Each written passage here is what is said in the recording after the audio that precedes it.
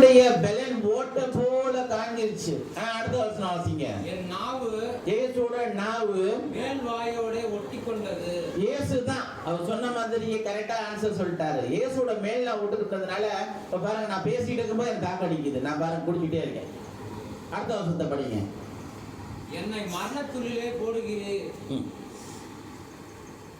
படிங்க. நாய்கள் என்னை சூழ்ந்திருக்கிறது. பாருங்க, நாய்களா நம்மளை சுத்தி இருக்குது. இன்னைக்கு நாய் மட்டும் இல்ல, நாய்ங்க கிடையாது நம்மளை சுத்தி தொல்லை பண்றது எல்லாருமே. என்னதான் ஏன் நாயோட புத்தி என்னது? லொல்லுன்னு கடிக்கிறது. நம்ம பாட அமைதியா இருப்போம். வல்லுன்னு உழுவுறது.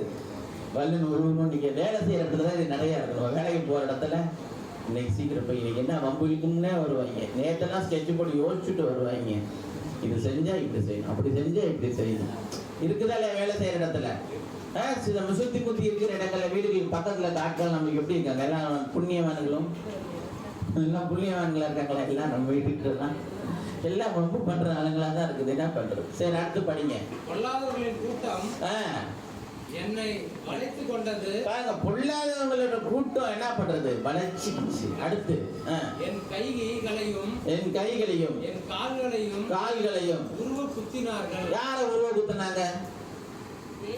இயேசுவதான் உருவ குத்தினாங்க. சரி, அடுத்தது என் எலும்புகளை எல்லாம் நான் என்ன